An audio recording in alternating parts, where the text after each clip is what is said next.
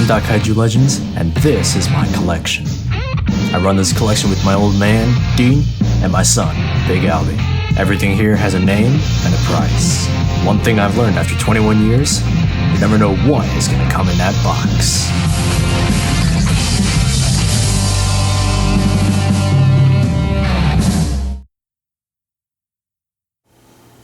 Been a while since we've had one of these.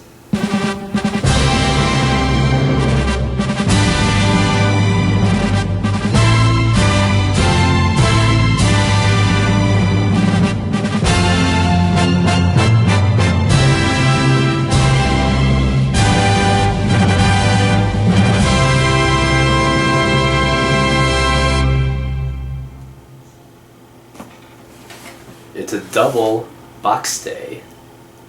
So today I've got two very exciting boxes to open up. We have this smaller little parcel and then this very large box. So we're just going to start with this smaller box right now.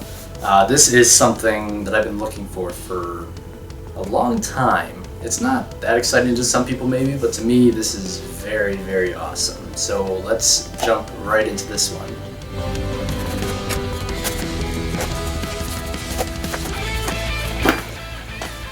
Alright, here we go. As soon as this slides out.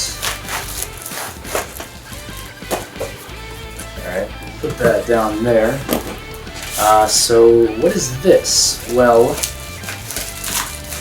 so as someone who makes a lot of kaiju fan films, soundtracks are pretty important to me. Like, obviously I unfortunately lack the talent to make my own soundtracks, so a lot of times I resort to using soundtracks from Ultra series.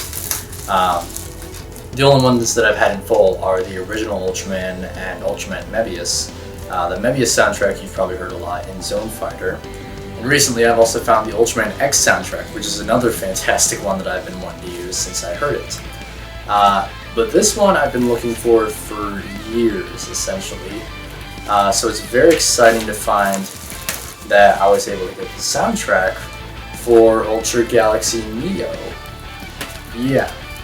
So unfortunately it's only Ultra Galaxy Neo. I bought this off of Amazon Japan, and this was essentially the last Ultra Galaxy related soundtrack they had.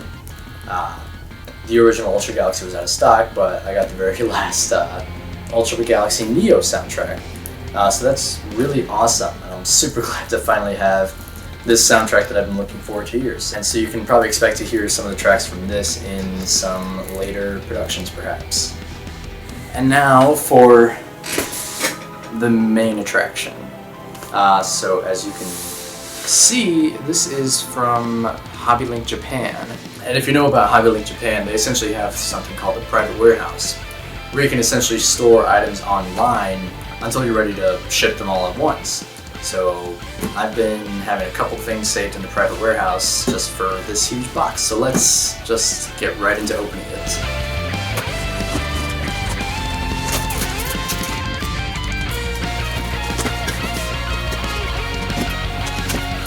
Alright, so got this open essentially, so let's see what awaits inside this very large box. As soon as we get all of this plastic mumbo jumbo out of here.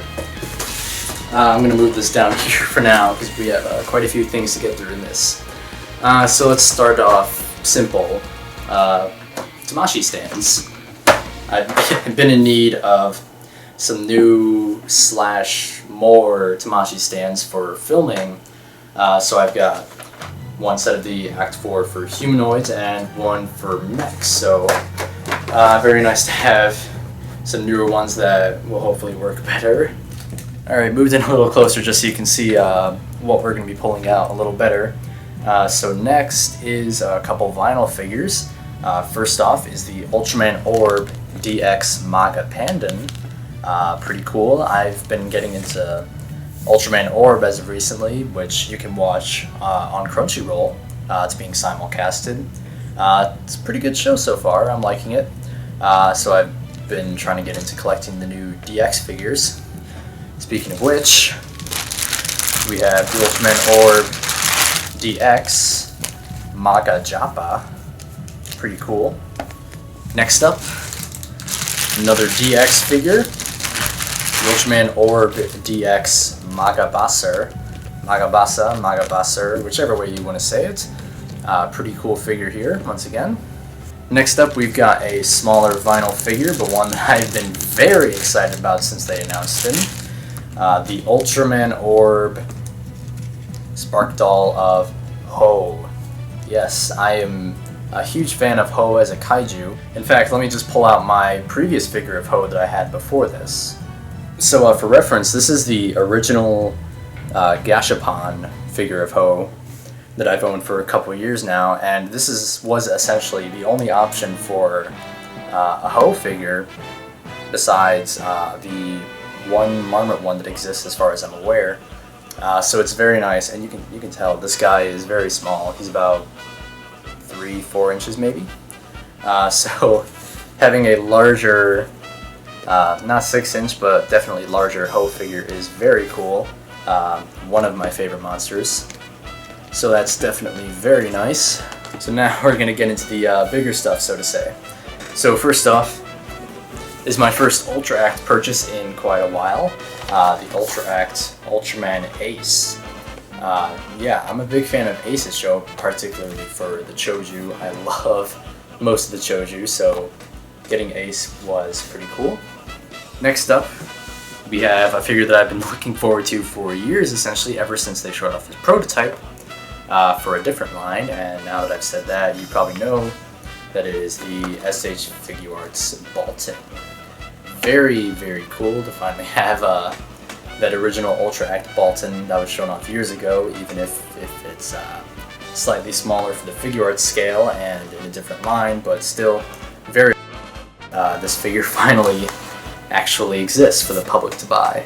And the final thing is the probably biggest thing of them all, the SH Monster Arts Godzilla 1954. So I haven't opened this guy yet, obviously, and I'm a little nervous based on the complaints that I've heard as far as paint goes, such as the eyes and the nails and all that. But yeah, I guess I'll find out how mine fares in the paint department once I take them out of the box. But that's it essentially for this unboxing video. Definitely a lot more than I usually buy, although there probably will be another unboxing video by the end of next month, end of October. So episode 8 has been steadily worked on. It's 45% done maybe, mostly just due to the fact that I've just started school, so I have to get back into the swing of that, and then balance that out with working on Zone Fighter. But hopefully that will be out next month sometime. That is my hope. Sorry for the delay there. But yeah, so thanks again for watching, and I'll see you next time.